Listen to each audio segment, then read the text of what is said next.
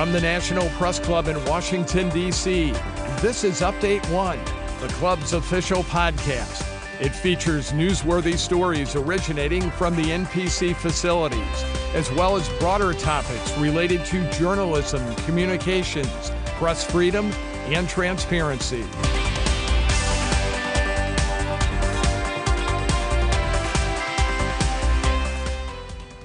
Hello, everyone. Welcome to Update One. This is your host, Shannon Fisher.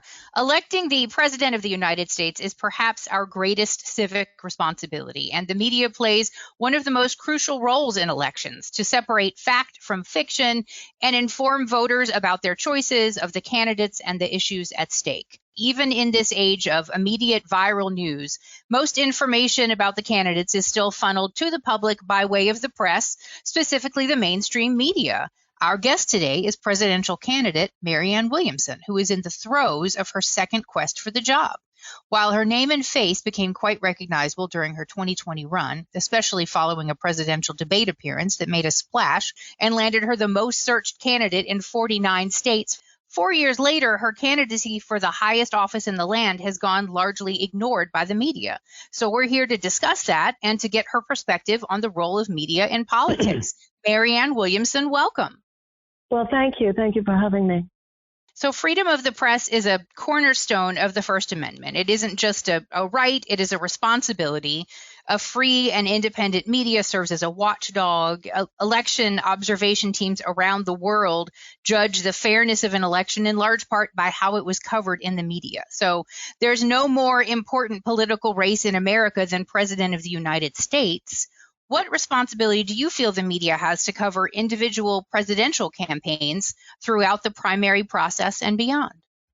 Well, its responsibility is exactly what you just said. And for the reason that you just said, it is a deep responsibility that comes with a profound right. And the way you articulated it was true. Their responsibility is to help separate fact from fiction and to expose voters to their choices. And that is exactly what too much corporate media is failing to do right now, and in a way that I believe is dangerous for our democracy. And the media does have great power to influence the public's perception of a political candidate, as well as the way certain issues are received by voters. And I heard you talk about the lack of mainstream media coverage that your campaign is receiving, and it got me thinking about the incredibly unique social and political landscape in which we find ourselves right now. And so with the current presidential race between the Democratic and Republican frontrunners being more than a bit of a circus, getting the attention of the political press for any other candidacy is certainly a profound challenge. Yours is often a footnote or an aside. So what kind of coverage do you wish that you were getting that you aren't receiving? Fair coverage. My poll numbers are higher than most of the Republicans who not only won that debate stage the other night, but are getting regular appearances on the Sunday news shows, MSNBC, CNN. That's what I want. I want fair coverage. And I also want fair coverage not only in terms of my exposure, which I believe it is the press's responsibility to make available to people. At a time like this in American history, we should not be hiding or suppressing information that has to do with people's options for where to go in this country. We have, in the minds of many, including myself, the threat of fascism at the door. Thomas Jefferson said the only safe repository for power in this country is in the hands of the people. That is core to American democracy. The power is to be in the hands of the people, not the media, not the political parties, not a political class, or a political media industrial complex. And yet that's what's happened. And that political media industrial complex is actually supplanting the founders at this point as the main determiner of how this thing is supposed to unfold. This is not right. You've said that you are not just running this race to raise awareness of issues that you feel need highlighting. You are running to win. And you're going up against an incumbent for the 2024 Democratic nomination. The last time an incumbent president was not renominated by his party was in 1884.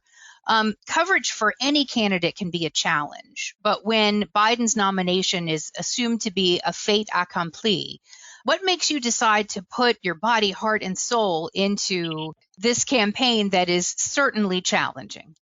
Well, everything that you just described is the horse race. And that's the problem with the media today. It's all a conversation about the horse race rather than the things we should actually be discussing. We should be discussing the fact that the United States has the highest poverty rate of any advanced democracy. We should be discussing the fact that a majority of Americans live with chronic economic stress paycheck to paycheck. We should be talking about the fact that 1 in 4 Americans live with medical debt, that half of our seniors are living on $25,000 and less a year. The fact that 1/3 of our workforce lives on less than $15 an hour, and half of them cannot find a place to live. The fact that so many of our young people are saying that given their own economic conditions, their own lack of economic hope, their own despair, lack of housing, and the condition of the planet, the environment, they don't even think that it would be responsible to bring a child into the world. That is why I'm not giving greater coverage, because I'm discussing what really matters, and I'm not playing the game of just the freaking horse race. That's what the media wants. The media, now, by the way, there's some nice people in the media. There's some nice reporters and nice, fair journalists. Please don't get me wrong, and I assume you're one of them. This is not personal about any of that. What this is about the fact that a few major companies own their media conglomerates. They're huge corporate entities themselves. And that the problem with this country at this time is corporate greed. That's the problem with the country. But the problem is that those forces that represent this huge overreach of corporate power, undue financial influence on our government, has turned our government into a system of legalized bribery. That's why it's this political media industrial complex. It is protecting a particular establishment way of things. Now, for the top 20% of earners in this country, that system basically works. But that 20% in this country are like living on an island, and it is surrounded by a huge sea of economic despair. And that is why they say I'm an unserious candidate, because I'm so serious and because they know it. Many of the people who would say, from the DNCs, from the political media that's, chopping their wood and carrying their water, that they have to do this, that they are, because basically CNN and MSNBC are to the Democrats what Fox is to the Republicans. They're their PR arms, pretending to be something else. Well, their argument is that they have to do this because the fascists are out the door. And I would agree. There are elements of the GOP, modern GOP, which absolutely represent a fascist threat. However, their argument is, therefore, we can't let anyone other than Biden really get exposure here. But my point is that I'm running because fascists are out the door. I do not believe that the president is the strongest candidate to put up against the fascists. I believe what Franklin Roosevelt said. Franklin Roosevelt said that we would not have to worry about a fascist takeover in this country as long as democracy delivered on its promises. The reason fascism ever even got so close to the door, they should never have even gotten this close. The reason they did was in large part because democracy is not delivering on its promises. We should have, as they do in every other advanced democracy, universal health care. We should have, as they do in every other advanced democracy, tuition-free college and tech school, paid family leave, guaranteed living wage. And the Democratic Party used to be unequivocally and unabashedly dedicated to advocacy for the average working person of the United States. I'm actually talking about the traditional values of the Democratic Party. And to be honest, that's why so many people don't want my voice in the game. They don't want my voice in the game because they know that what I'm talking about is poll after poll shows the majority of Republicans as well as Democrats actually agree with the agenda I'm talking about. And that's why they don't want to take any chance that my voice is heard in a wide-ranging way. It does seem that there's a bit of a confirmation bias in that people have discounted your candidacy. You are highly focused on issues, on the specifics of the issues, clearly well-versed on every aspect of all of the policy proposals that you are putting forth. But a lot of times with media, they go for the heart and they go for images and stories that are going to strike an emotional chord with viewers, listeners, readers. And so in the days of everything is clickbait, media makes money by sensationalism. Journalists and editors can kind of choose the story, how to cover it, and how to shape the tone based on what is going to draw the most attention. How do you feel we can get the focus back on policy wonkiness and get people away from the political maneuvering? Well, it's exactly what you said. And that's why the media is to the extent to which they're doing exactly what you just described, and in fact they are, there's a total lack of journalistic ethics here. The caricatures created about a serious candidate, and yes, thank you, I'm a serious woman and I'm a serious candidate. I have lived my life. I have been at the bedside of scores of dying patients. I've held hands with people dying of AIDS, grieved with families, been with people in the darkest times of their lives. I've been a serious activist, serious nonprofit organizer, trivializing my life, trivializing my career, opining about my books by people who have clearly never read my books, taking one line of a book and out of context and using it to diminish, peripheralize, mock, deride.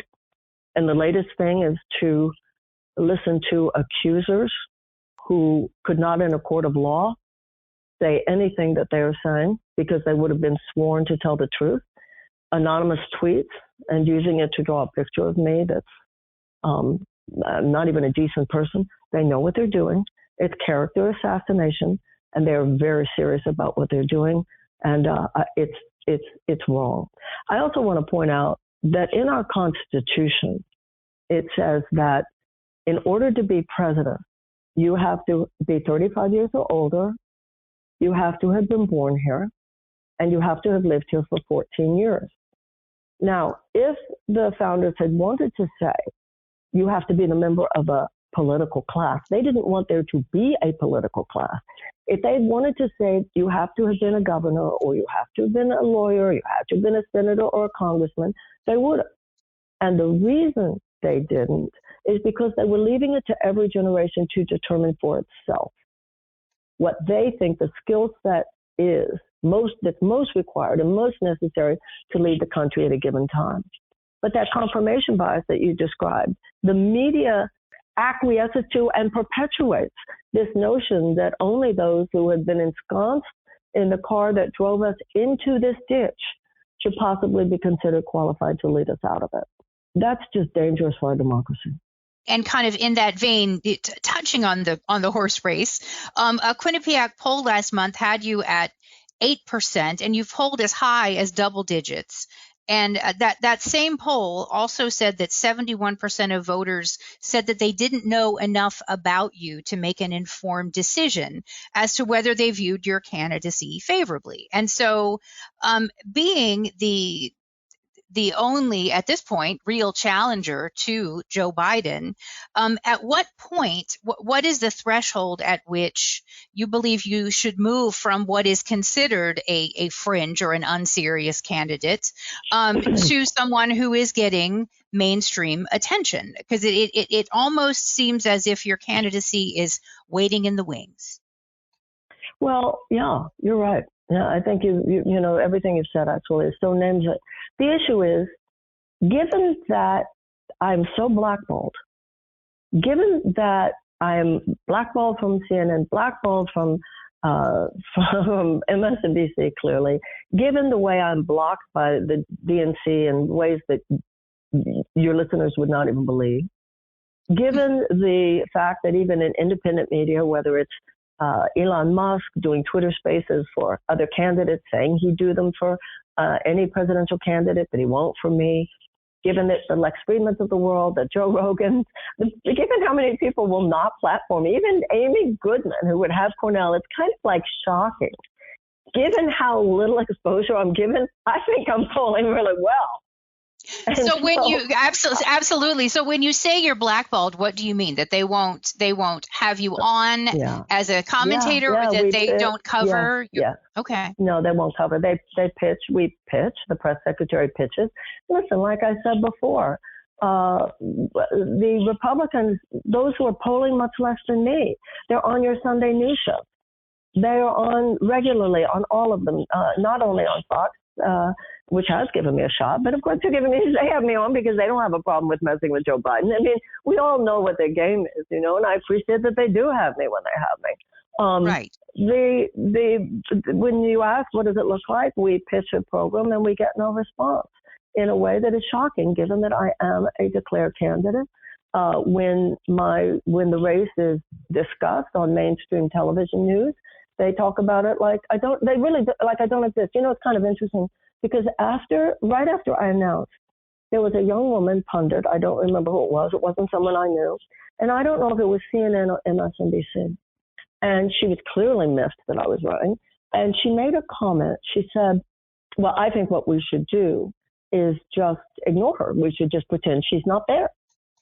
And I thought to myself at the time, oh, good luck with that, lady. Right. But that's exactly what they've done. They just pretend I'm not there. And it's kind of interesting because the attacks, the smears, the hit pieces, it's just what they do. But at this point, the invisibilization and the erasure is just as cold. And I've had a 40-year career, and I never until politics felt a gender issue. I never felt that anything was harder for me because I was a woman. But boy, in politics, it's just ridiculous. If Ron DeSantis, someone leaves his campaign, he's shaking it up, man, because he's a good leader and he's putting together the best campaign. If that happens to me, everything's in disarray. She's so hard to work for. It's really, I do feel that and of course Hillary Clinton went through this clearly.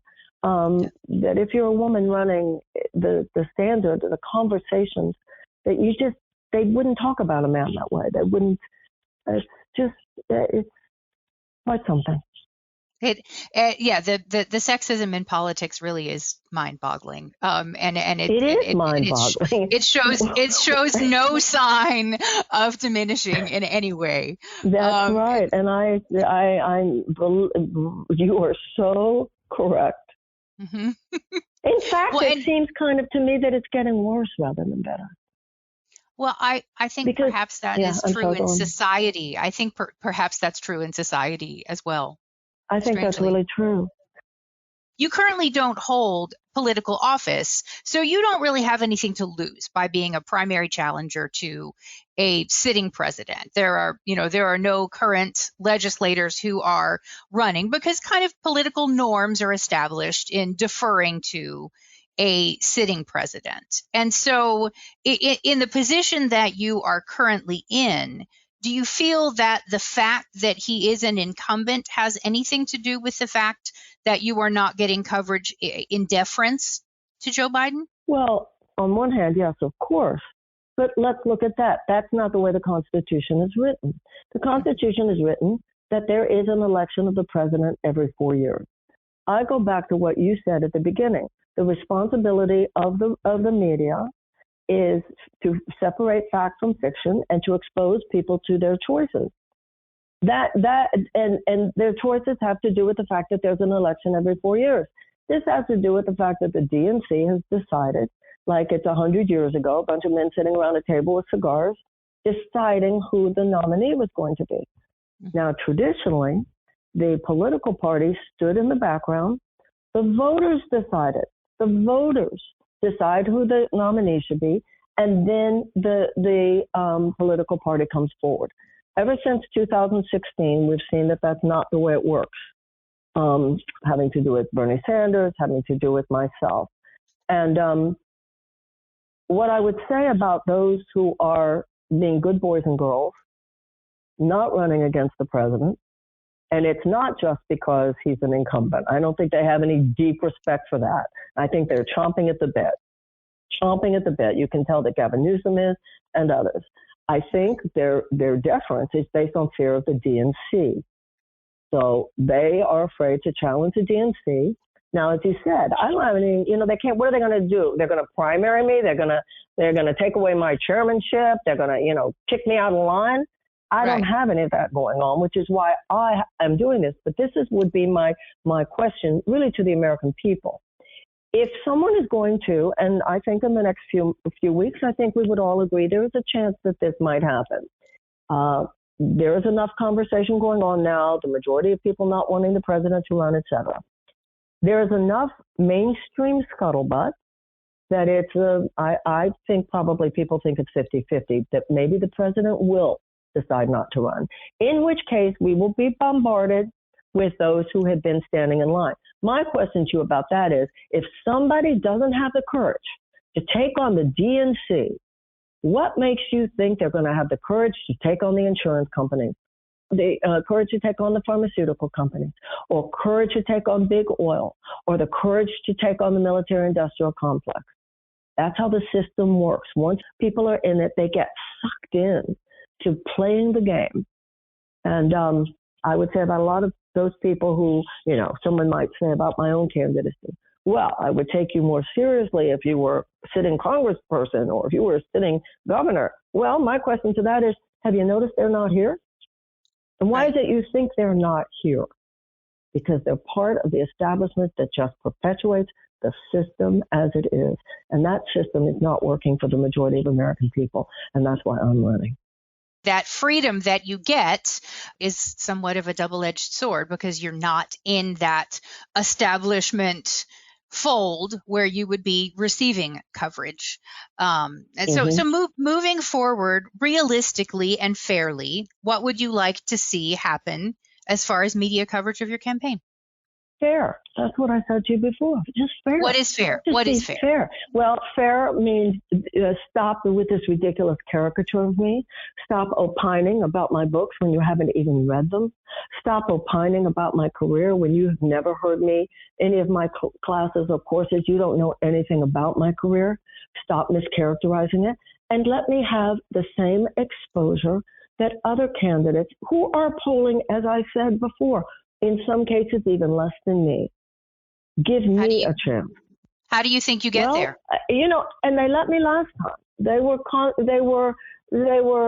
satisfied to just make fun of me last time. But I had a CNN town hall last time.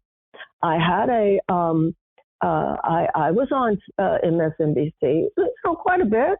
CNN. They gave me exposure last time, and I'm a declared candidate for president.